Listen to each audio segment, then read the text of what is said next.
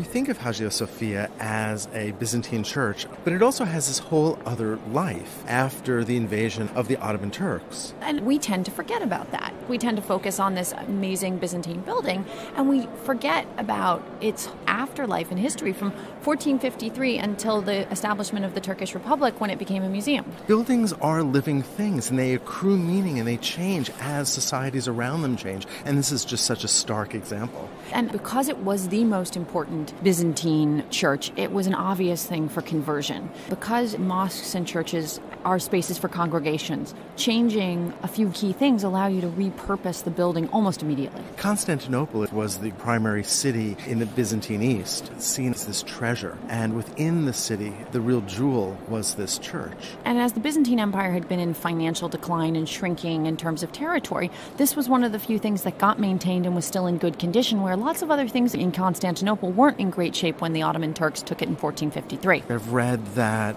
the population had plummeted. And because of that, a lot of the smaller churches' walls weren't in great shape, but this building still was. So it was an obvious thing to convert. And also, it's got prime position. You can see it's very close to the Bosphorus, and it's also where a lot of key buildings later on are going to be built by the Ottoman Turks. So it's unsurprising that this was the first thing that was adapted and modified. And because it was adapted, because it was turned from an Orthodox church into a mosque, it survived. It becomes a symbol of authority. Because if this was the symbol of the Byzantine Empire's religious authority and the emperor's authority, this then, by converting it, having it become a mosque, is a symbol of the Sultan's power in the city and throughout the empire. It has a huge symbolic quality of sovereignty. So what evidence do we have of that conversion? The most obvious things are the covering up of the mosaics. They've removed some of the later paint and plastering so you can see them. The mosaics were covered up not because the Muslims don't recognize Christ as at least a prophet,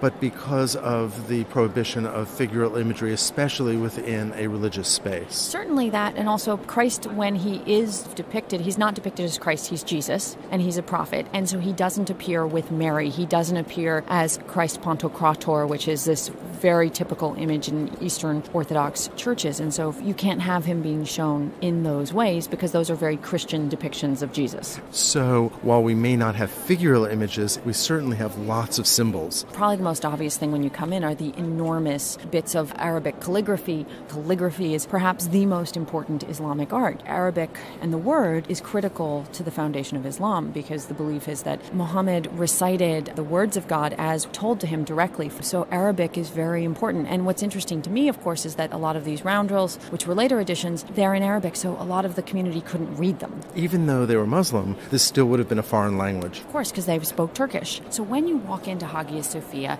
you walk in and you proceed towards the apse, and everything looks normal until you notice that the mihrab is off-center. Now, the mihrab is the niche at the far end of the building that is a way of pointing towards Mecca. And it's really the most important thing because it has to tell you which direction you're supposed to pray. And the thing is, it's off-center here because that's the direction of Mecca. In fact, I noticed that not only is the mihrab off-center, but all of the architectural elements that encase it, that is the platform on which it's placed, and the staircase to the right, the minbar, are all oriented together, but in opposition to the church that surrounds it. You don't notice it unless you're really paying attention. We also have the platform for the muezzin to make the call to prayer within the mosque, and then we also have the Sultan's Lodge, all of which are oriented more towards the south than east, the way the building is oriented. So you can have these interior additions which reorient the space in a very powerful way. I want to go back to the Sultan's Lodge because it's just magnificent. Oh, it's gorgeous. The Sultan held a very special position. He's the political authority, but around him developed a cult of personality. He was viewed as being divinely appointed. And so his person is sacred. And there were very strict protocols that developed in terms of who could talk to him. And so in many ways later on in the Ottoman Empire, he gets very isolated. But this is how he would come and worship. So he has his own entrance, and then he has his own elaborate procession way in. There's a whole balcony that he would be able to walk into. Everyone could see him, but no one could touch him. And also, it's elevated. It's not on the same level. He's on a different plane above. And then probably the most obvious addition are the incredible minarets outside. these 4 very tall, thin pencil minarets. Pencil minarets and domes are what everyone comes to associate with Ottoman architecture. They're the quintessential features of mosque architecture, but also of the Ottoman urban landscape. So by pencil minaret, you're distinguishing them from the thicker minarets that you see maybe in Egypt. And the purpose of the minaret was as a high place to call the faithful to prayer. In some senses, it's very functional. The muezzin goes up and he calls everyone to prayer. It's a much better position from doing that than on the ground. Your voice can travel much further.